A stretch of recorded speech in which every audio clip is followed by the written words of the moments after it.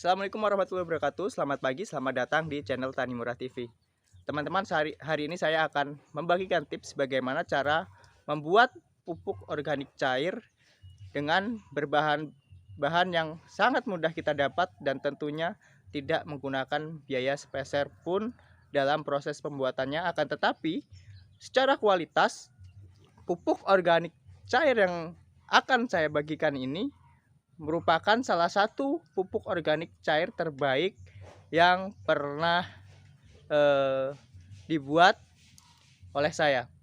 Dan perlu teman-teman tahu, pupuk organik cair yang saya buat ini adalah menggunakan metode jadam yang mengadopsi sistem pertanian tradisional dari Korea. Untuk apa selengkapnya? Mari ikuti ulasannya seperti berikut. Oke, pupuk organik cair yang akan saya buat hari ini adalah pupuk organik cair yang menggunakan metode jadam yang diadopsi dari sistem pertanian Korea. Pupuk jadam ini sendiri saat ini sedang menjadi tren karena dalam proses pembuatan atau pertanian ala jadam itu merupakan pertanian yang sangat minim dalam menggunakan biaya. Menurut jadam, pupuk terbaik untuk tanaman adalah yang pertama itu berasal dari tanaman itu sendiri. Jika misalkan teman-teman menanam tomat, maka sesampahan buah ataupun daun-daun dari tomat itu sendirilah yang menjadi pupuk terbaik untuk tanaman itu sendiri, karena secara mikroorganisme ataupun secara kandungan itu cocok untuk pohon itu sendiri. Pupuk terbaik yang kedua yang saat ini akan saya buat adalah pupuk organik cair dengan menggunakan bahan-bahan rumput. Rumput disinyalir menjadi pupuk organik kedua karena pada dasarnya rumput itu sendiri dapat tumbuh dengan baik tanpa pemberian pupuk. Itu mengindikasikan bahwa kandungan NP dan K dalam rumput itu merupakan nutrisi yang seimbang.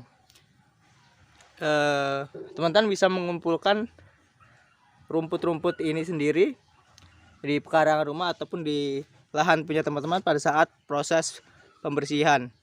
Oke, yang pertama bahannya rumput, yang kedua bahannya adalah leaf mold.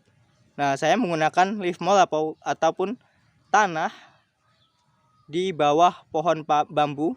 Ini saya mengambil sedikit banyak. Mungkin yang teman-teman butuhkan sekitar 1 genggam atau 2 genggam. Yang kedua saya mengambil tanah di bawah pohon pisang. Kenapa saya menggunakan tanah di bawah pohon bambu dan pohon pisang? Karena pada tanah di bawah pohon bambu itu mengandung banyak sekali mikroorganisme yang dapat menunjang baiknya pertanaman kita. Di antaranya trichoderma, mycorrhiza, atau biasa yang teman-teman sebut biasanya itu dengan istilah PGPR. Yang nggak kalah penting adalah air. Teman-teman bisa menggunakan air asal air itu tidak mengandung kaporit atau segala macamnya. Bisa menggunakan air sumur, air sungai. Akan tetapi yang paling baik adalah menurut jadam menggunakan air hujan. Seperti apa prosesnya? Seperti ini. Pertama-tama teman-teman mengumpulkan rumput dalam satu wadah, kisaran sekitar 70% dari total isi wadahnya ya teman-teman. Yang kedua, kita berikan leaf mold. Nih, kalau saya merasa semakin banyak semakin bagus, karena semakin banyak bahan yang kita berikan, leaf mold yang kita berikan, semakin banyak mikroorganisme yang akan tumbuh di dalamnya. Kita berikan 1 genggam. Ini tadi sekitar 1,5 genggam juga. Tambah ya teman-teman yang ini. Selanjutnya adalah mengisi ini tong ini dengan air hujan hingga mencapai sekitar 90%.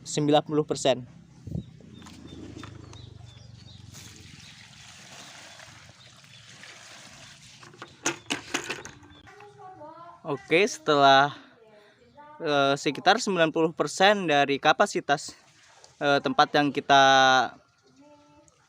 buat, selanjutnya yang kita lakukan adalah dengan menutup. Ya, kenapa kita menutup wadah kita? Karena dalam prosesnya kita secara anaerob ya teman-teman, menurut dari Jadam, dan kita letakkan di bawah sinar matahari langsung atau di dekat lahan teman-teman. Ini bertujuan agar mikroorganismenya dapat beradaptasi langsung dengan cuaca yang ada di lahan perkebunan atau lahan persawahan teman-teman.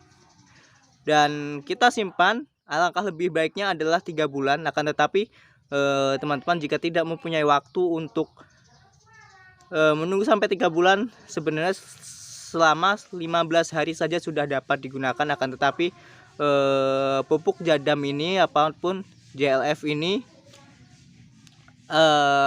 menurut pendirinya adalah layaknya seperti kecap yang semakin lama akan semakin membaik. Nanti dalam proses pengaplikasiannya teman-teman bisa menggunakan dosis encer, yaitu 1:200, 1:100, 1:50, ataupun 1:20.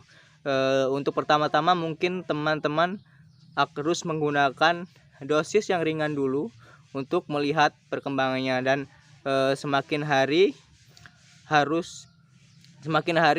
teman-teman bisa menambah kepekatan dosis yang akan teman-teman aplikasikan. Mungkin itu saja yang dapat saya sampaikan, kurang lebihnya mohon maaf bila ada dalam penyampaiannya yang tidak sesuai.